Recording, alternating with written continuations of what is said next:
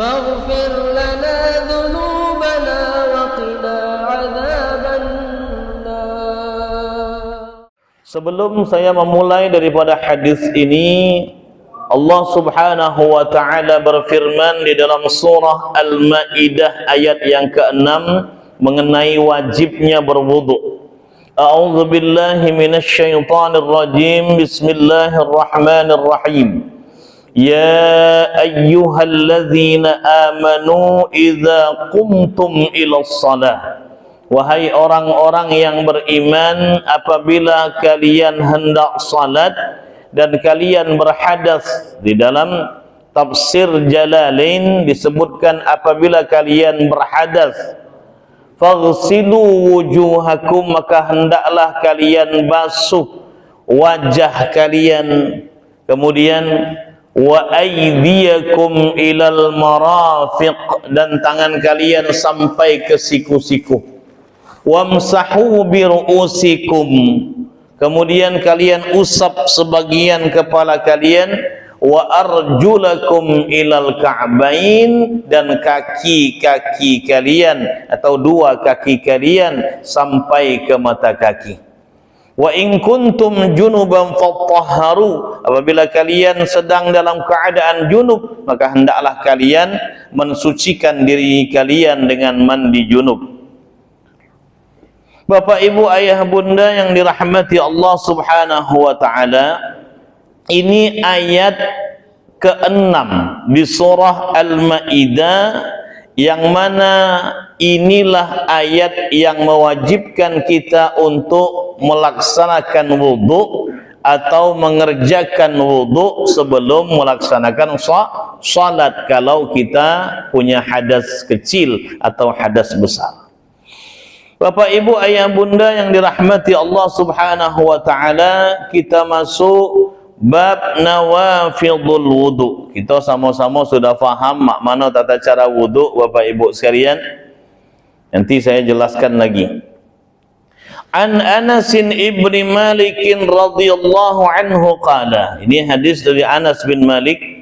Ia berkata, kana ashabu Rasulillah sallallahu alaihi wasallam ala ahdihi, beberapa sahabat baginda Rasul sallallahu alaihi wasallam ketika beliau masih hidup, yantaziruna al-isya'a, mereka menunggu salat isya, hatta tahfiqa ru'usuhum, sampai-sampai kepala mereka terkulai karena ngantuk, thumma yusalluna wa la yatawadda'una, kemudian mereka salat dan mereka tidak berwudu terlebih dahulu.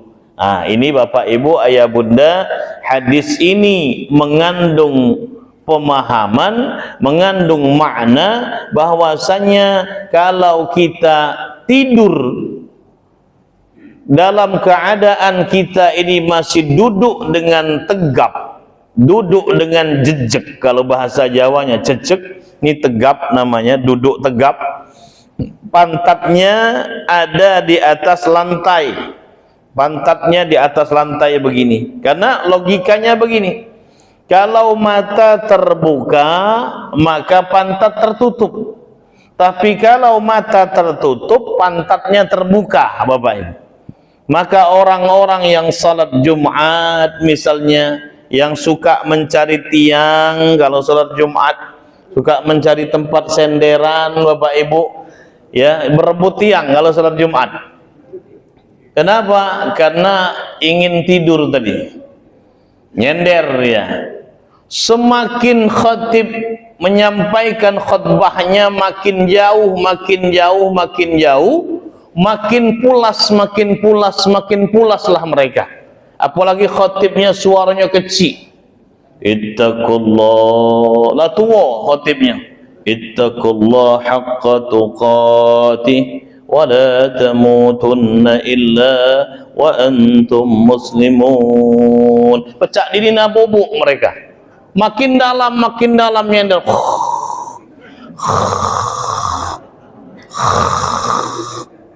Tidur mereka dalam kondisi duduk jejak, duduk tegap, tidak terbuka pantatnya, maka walau mereka sampai ngorok, sampai ngeces, ini Bapak Ibu sekalian, tidak batal wudu, tidak batal wudunya.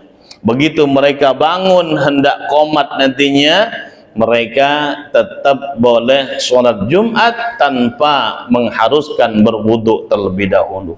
Tapi kalau mereka sampai pantatnya terbuka, tidurnya kemudian begini di sejadah atau di karpet, saking tebalnya karpet ini enak tidurnya Bapak Ibu. Jadi begini, glosor begitu. Maka kalau sudah begitu pantatnya terbuka, maka dia, terima kasih, maka dia wajib untuk memperbaharui wudunya. Bapak Ibu ayah bunda yang dirahmati Allah Subhanahu wa taala. Nawafidul wudu'i arba'atu asya'ah. Yang membatalkan wudu itu ada 4 perkara. Al-awwal, yang pertama, al-khariju min ahadis sabilaini. Keluar sesuatu dari salah satu jalan yang dua atau lubang yang dua.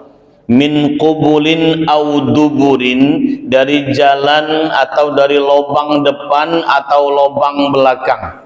Ini jadi kubul itu lubang depan. Apa? Ya, rabalah sendiri Bapak Ibu sekalian. Lubang depan berupa kencing, maaf ngomong saya, berupa BAK, buang air kecil, menstruasi Bapak Ibu sekalian, dan lain sebagainya. Au duburin, atau dari jalan belakang berupa apa itu? BAK, BAB, buang air besar. Apalagi aurihun, atau buang angin. Kemarin jemaah umroh saya ngomong, Ustaz, saya ini batal enggak lah Ustaz ya? Waktu tawaf ini saya tadi kentut, cuman suaranya kecil Ustaz, sedikit kali Ustaz, gitu aja. Batal enggak Ustaz? Batal Ibu, saya bilang. Nak tit, nak tot, nak brot, nak bau atau tidak bau tetap batal. Yang penting Ibu udah terasa tit gitu keluar dari itu lubang belakang itu, maka batal wudunya Ibu, harus diperbaharui. Kalau tawafnya itu 3, baru 3 putaran, batal dalam 3 putaran tadi, maka Ibu tidak sempurna yang 3 putaran tadi, harus diulang lagi. Wudu dulu, wudu air zam-zam cukup untuk 1 gelas macam ini, bisa wudu pakai air zam-zam 1 gelas saja sudah sah. Tidak harus membasuh 3 kali, basuhnya cukup sekali aja. Ratakan, yang penting diratakan dari mulai tempat tumbuhnya rambut sini, kemudian sampai ke telinga, sampai tempat tumbuhnya jenggot di sini bawah.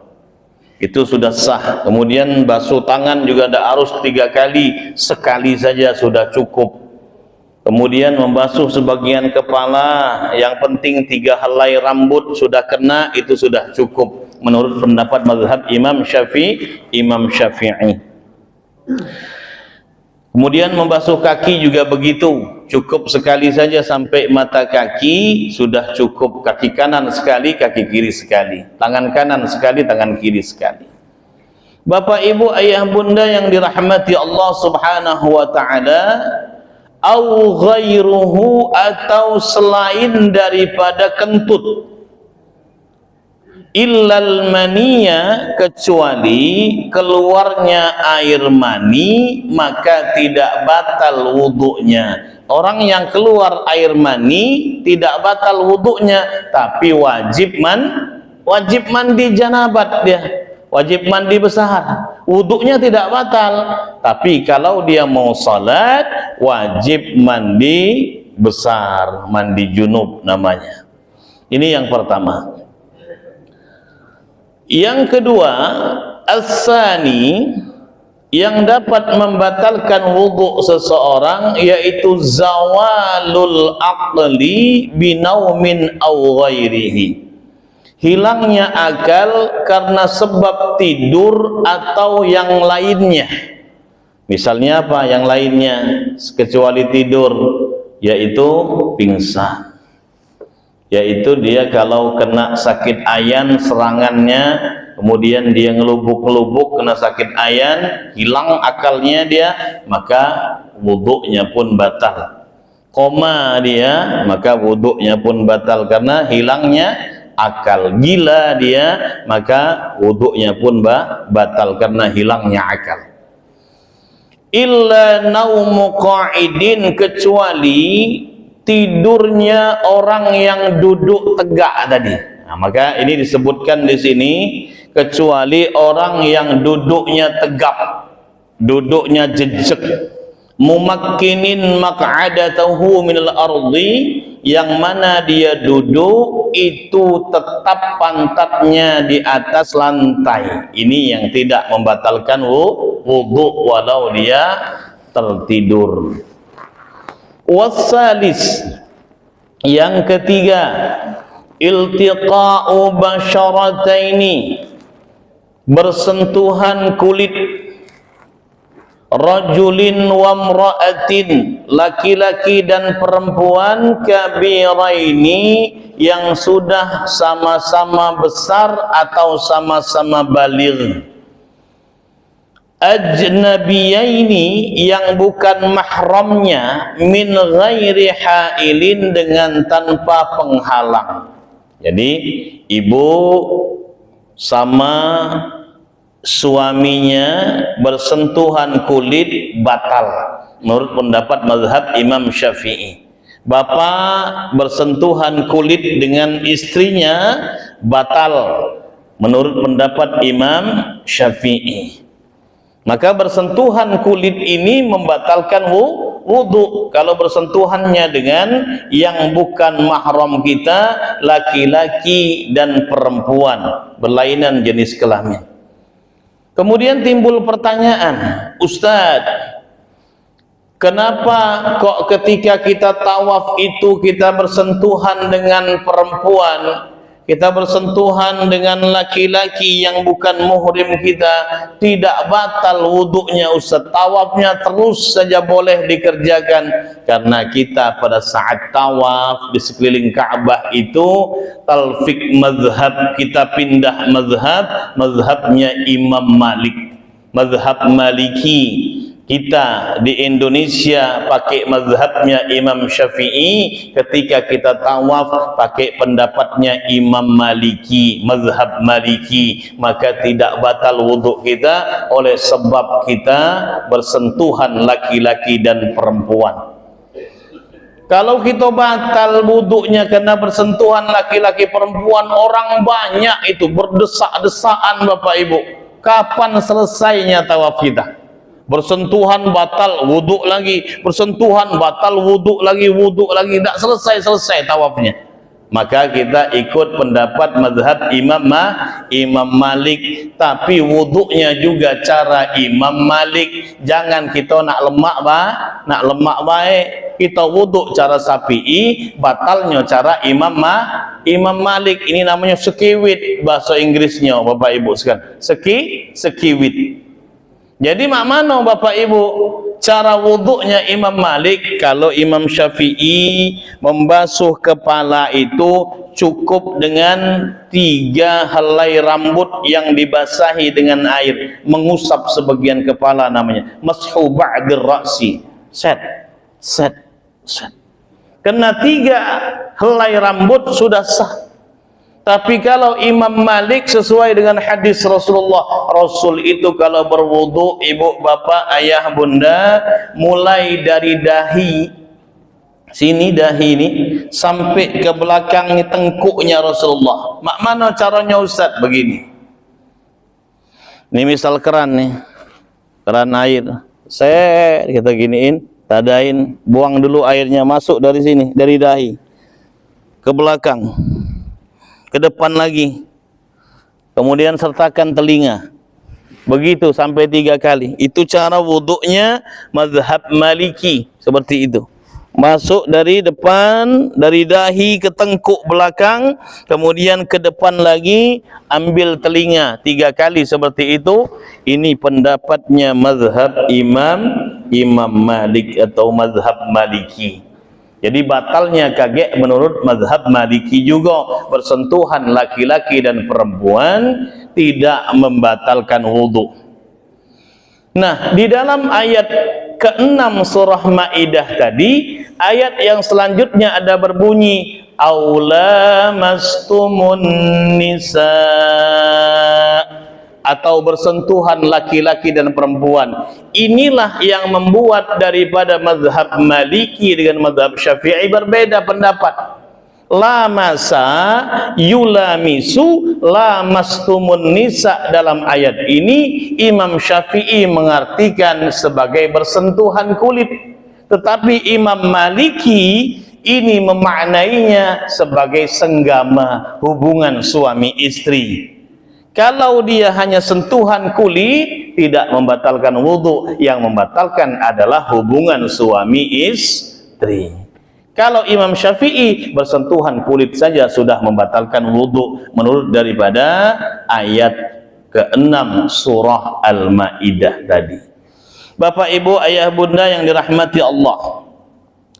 Kemudian tanpa penghalang nih, tapi kalau ibu misalnya anaknya, anak angkat misalnya mau berangkat ke sekolah atau mau berangkat kuliah, Bu, salim dulu mau berangkat.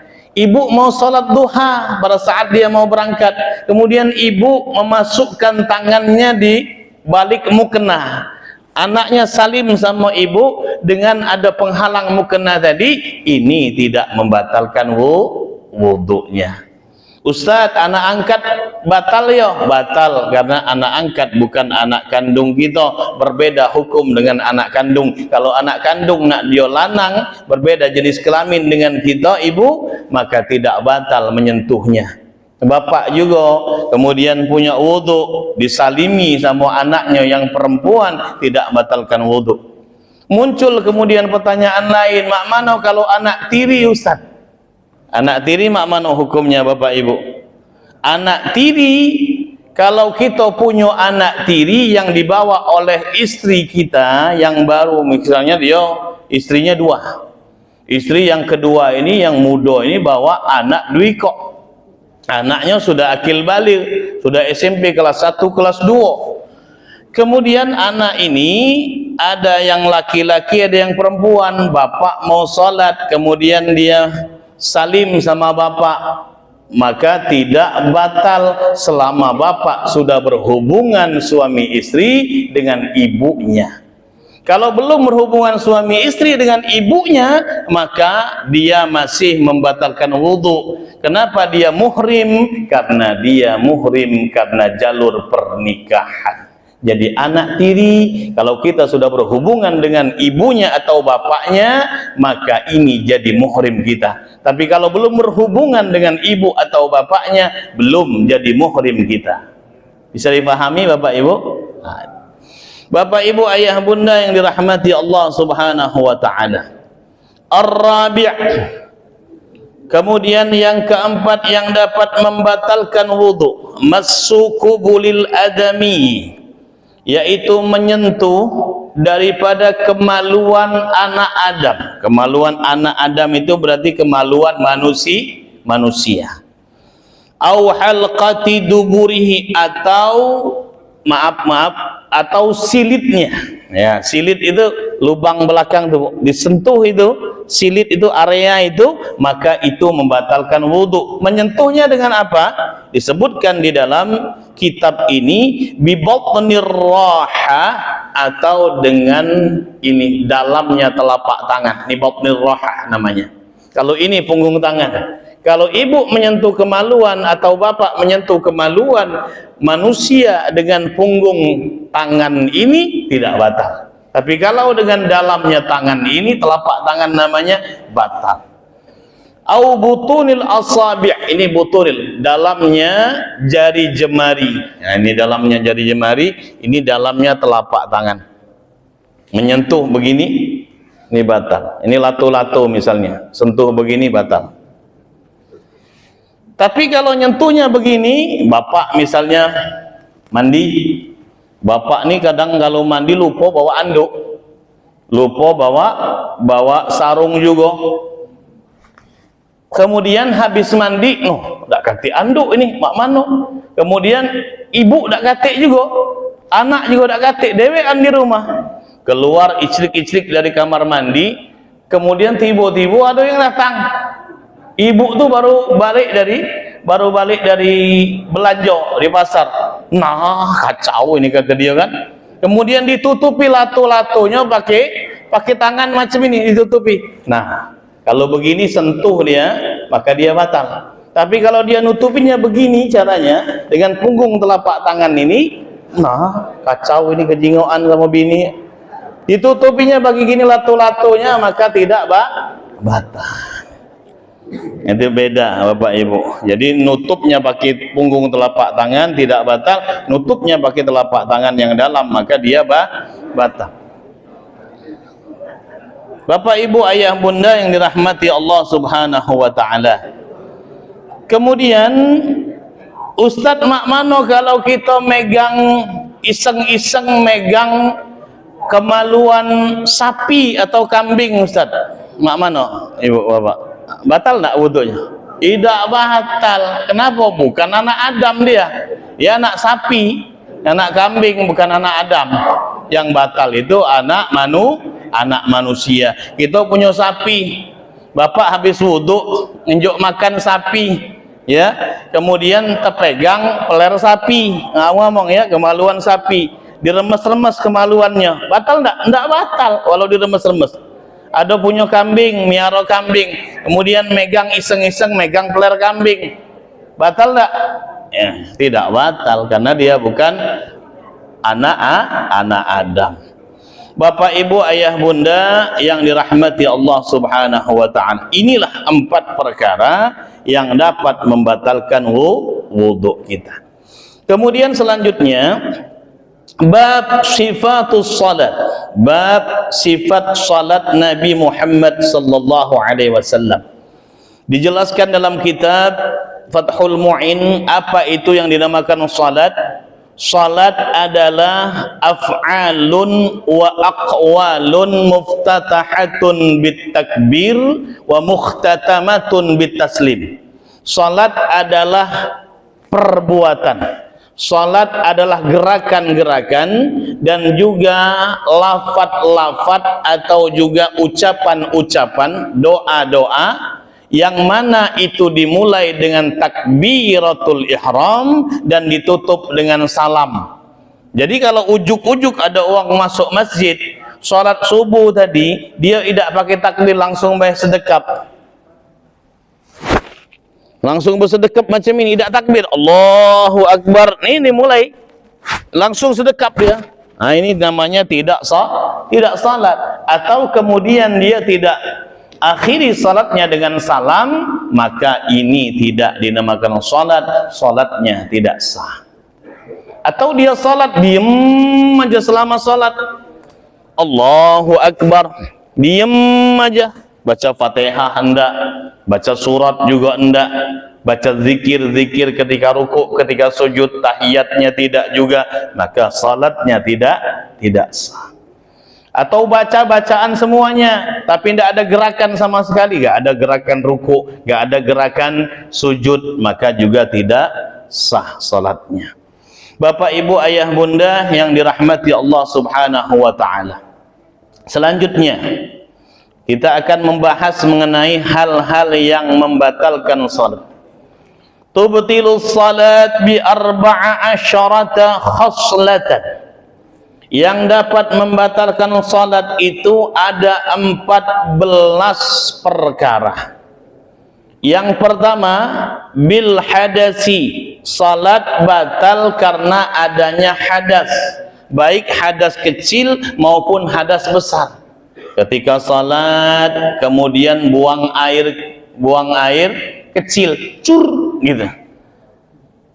Ada orang tuh karena penyakit prostat, kemudian dia tidak bisa lagi set kerannya yang depan itu, tidak bisa lagi set, begitu salat keluar ke sempaknya, terasa itu Bapak Ibu sekalian, maka batal salatnya.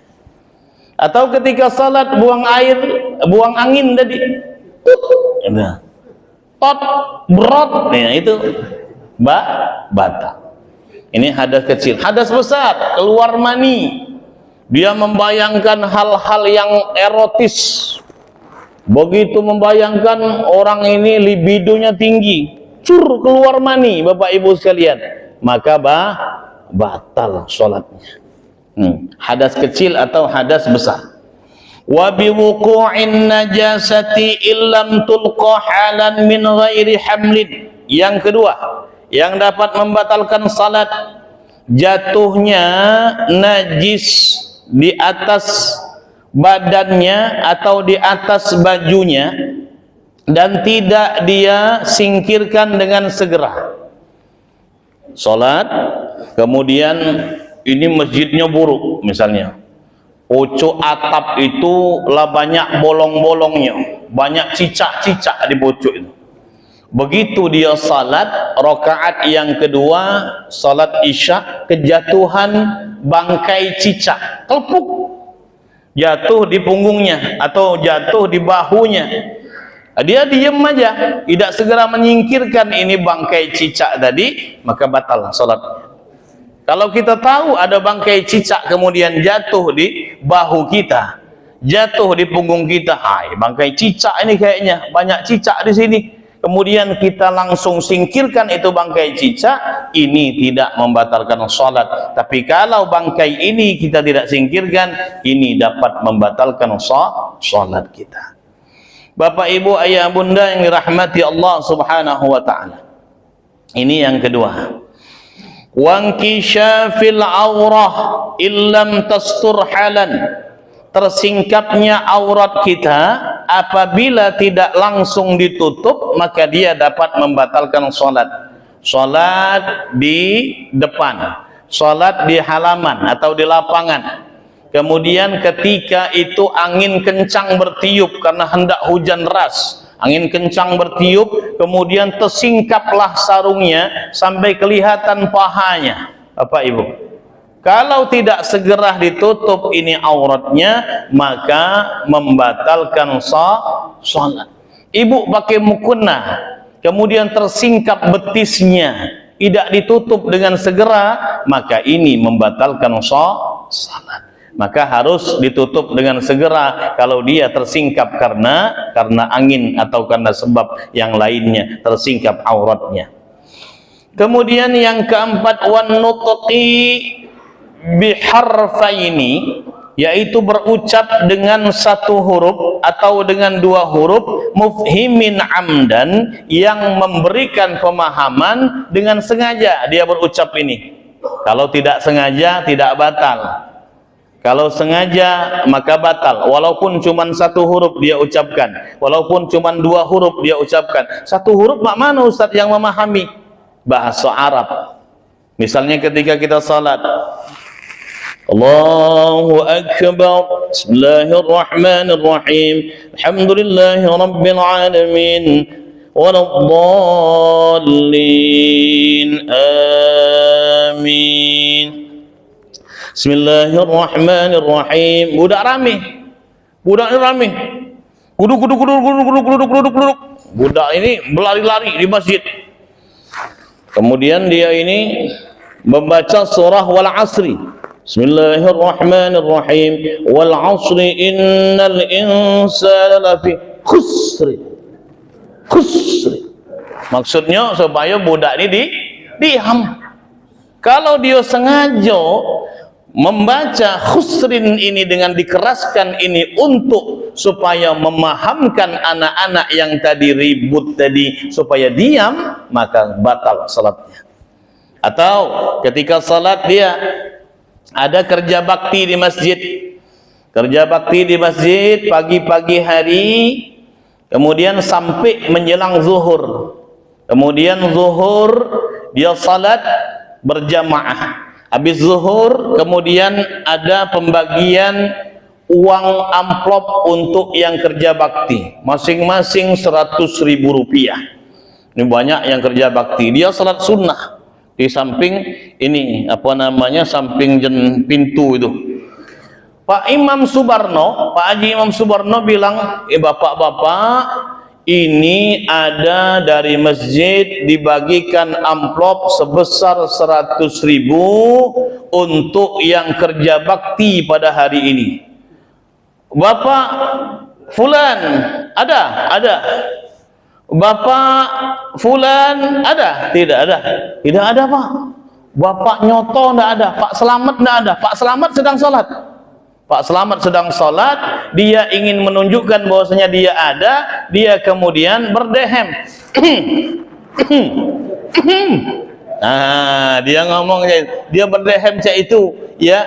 Tadi orang-orang nggak lihat dia di dalam tuh, dikiranya udah pulang, tapi dia begitu sholat dia berdehem. Ini loh, saya nih di sini, gitu maksudnya gitu, Bapak Ibu sekalian. Kalau dia berdehem begitu untuk menunjukkan keberadaan dirinya sedang salat dia, maka batal salatnya. Bapak Ibu, ayah bunda yang dirahmati Allah Subhanahu wa taala, ini berdehem yang menimbulkan hukum yang membatalkan salat. Bapak Ibu ayah bunda yang dirahmati Allah Subhanahu wa taala, kemudian yang selanjutnya yang membatalkan salat kita, wabil muftiri amdan, makan minum dengan sengaja. Nah, maka makan minum dengan sengaja, nggak mungkinlah kita salat kita tahu minum kita salat, makan kita klotak-klotek, nggak mungkin. Bagaimana Ustaz makan minum dengan sengaja? Sebelum salat dia minum apa? Minum sirup. Kemudian giginya bolong, Bapak Ibu sekalian. Sirup ini sisa-sisanya ada di gigi yang bolong tadi. Begitu sholat atau dia habis itu makan apa? Makan malbi, kemudian selilit di giginya. Nah, giginya renggang, kemudian sedikit malbi itu, sekerat malbi, kemudian selilit di giginya. Begitu sholat berjalan 1 rakaat, ini selilit ini ganggu, pakai lidah dia keluarkan selilit ini. Dapat selilit nih, dimakannya sama dia, ditelan sama dia, ini makan namanya. Ada tadi sisa sirup atau sisa teh manis tadi, kemudian dikorek-koreknya di giginya, nah dapat itu.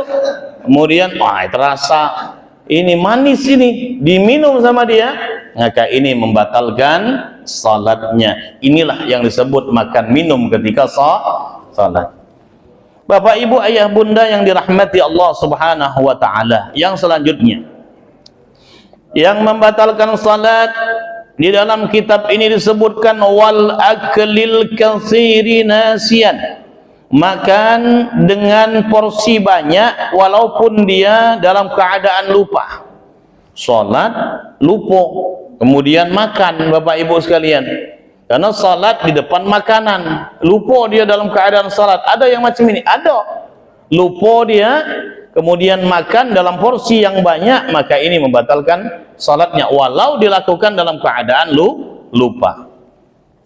Kemudian yang selanjutnya, wasalasi harakatin mutawaliyatin walau sahwan, yaitu bergerak terus menerus 3 kali gerakan besar yang terus menerus walau sahwan, walau dilakukan karena lupa. Contoh, dia ini garuk-garuk begini tadi, begitu ada nyamuk kemudian gatal dia garuk begini. Atau kadangkala kita ini tidak sengaja habis melakukan ruku, Allahu Akbar, Sami Allahu liman hamidah, ini tangan nih kan bergoyang. Sami Allahu liman hamidah, 3 kali berturut-turut goyang tangannya begini, maka membatalkan salatnya. Maka ibu bapak, kalau goyang tangannya begini, lebih baik sedekapkan lagi Sami Allahu liman hamidah. Ini sunnah, sedekap lagi, sedekapkan supaya untuk menjaga tangan kita tidak goyang-goyang. Ada juga orang sholat tuh karena gemuk badannya, kemudian dia gini goyang-goyang, nah goyang biasa, ini jadi kebiasaan. Ada orang sholat begini-gini, kretek, kretek, kretek, kretek. Ini kebiasaan. Kalau sudah 3 kali berturut-turut, maka ini membatalkan salatnya. Bapak, Ibu, ayah, bunda yang dirahmati Allah Subhanahu wa taala. Kemudian yang selanjutnya yang membatalkan salat, wal wasbatil fahishah, yaitu berpindah tempat atau melompat dengan gerusa-gerusu. Karena ingin supaya sop yang di depan yang kosong kemudian ditutup sama dia ngelompat. Bapak Ibu, ini tidak boleh melompat begini. Di depan ada yang batal, kemudian kosong ngisop depan, kemudian yang belakang ini ngelompat ke, nah, becak pocong. Bapak Ibu, ini tidak boleh. Jadi bagaimana Ustaz? 1, 2, cukup begitu. Tidak boleh melompat seperti pocong tadi Bapak Ibu. Ingin menutup sop, dia melompat gerusa-gerusu tadi. Ini yang membatalkan salat. Kemudian selanjutnya, waddarbatil mafwitati, yaitu memukul sesuatu dengan kencang. Ada nyamuk misalnya kan, ada nyamuk, dia pakai baju yang terbuka. Ini terbuka nih, pakai apa, t-shirt yang mana dia cuman lengannya terbuka. Ada nyamuk gigit, besar nyamuknya, sudah gendut nyamuknya tuh, kemudian ditepak sama dia, kelepuk dengan keras begitu sampai muncrat darahnya nyamuk itu. Ini dia nepuk dengan keras tadi, ini membatalkan salat. Di dalam kitab ini disebutkan, wa ziyadati ruknin fi'liyin amdan, menambah rukun fi'liyah dengan sengaja. Jadi dia menambah rukun fi'liyah dengan sengaja, ini membatalkan salat. Contohnya apa Ustaz? Contohnya dia ruku, misalnya dalam 1 rakaat 2 kali ruku, atau dia sujud 3 kali sujud, atau menambah rukun-rukun yang lainnya yang berupa rukun fi'liyah, maka ini membatalkan salatnya.